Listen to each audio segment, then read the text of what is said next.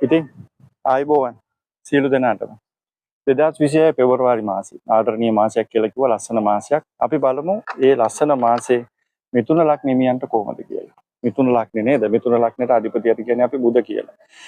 මේ හඳාන බැලුවම මිථුන ලග්නයට මේ පෙබරවාරි මාසේ පටන් ගන්න ගුරු ලග්නගත වෙලා ඉන්නවා. දෙවැන්නේ තමන්ගේ ධනස්ථානගත වෙලා ඉන්නවා චන්ද්‍රය. ඒ වගේම මේ ලග්නෙට අධිපති බුධ ඉන්නේ 8 වැන්නේ. ඔබ දන්නවා 8 වැන්නේ කියන්නේ ඉතර හොඳ තැනක් නෙමෙයි නේද? මාරක ස්ථානය කියලා කියනවා තමන්ගේ බලාපොරොත්තු කඩවෙනි ස්ථානයක් කියලා කියනවා. නමුත් මේ 8 වැන්නේ ඉන්නේ නිකන් නෙමෙයි. 6 වැන්න අධිපතියත් 8 වැන්නේ. 12 වැන්න අධිපතියත් 8 වැන්නේ. එහෙනම් විපරීත රාජයෝග දෙකක් යෙදලා තියෙනවා.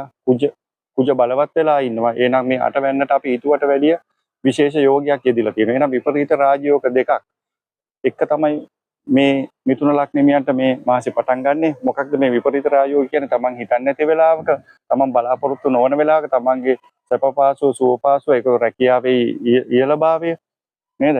ධනිය ලැබීම, අදිසි ධන ලාභ වලටත් තියෙනවා මේ පාර මිථුන ලග්න හිමියන්ට මේ පෙබරවාරි මාසේ. මොකද විෂ්ණු ලක්ෂ්මී යෝගයක් තියෙනවා. ඒ හින්දා බොහොම සාර්ථක මාසයක් තමයි මේ මිථුන ලග්න හිමියන්ට තියෙන්නේ. හැබැයි මේ කියන්නේ පොදු පලාපලයක්. නිවැරදි පලාපලය දරගන්න ඔබේ ජන්මපත්‍රය පරීක්ෂා කරගන්න. ඒතර අධ්‍යාපනය කරන අයට හොඳට විභාගේ පාස් වෙන්න පුළුවන් මාසයක් තමයි මේ පෙබරවාරි මාසය කියන්නේ.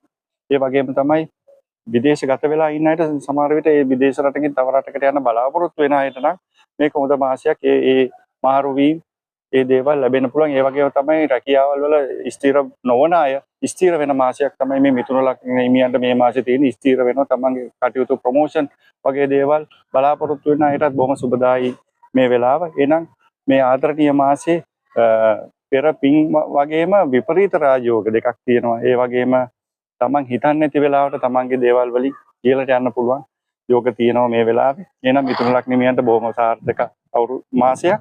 හොඳයි. එහෙනම් අපි ඊළඟ ලග්නයෙන් යමු. සියලු දෙනාටම ආයිබෝවන්.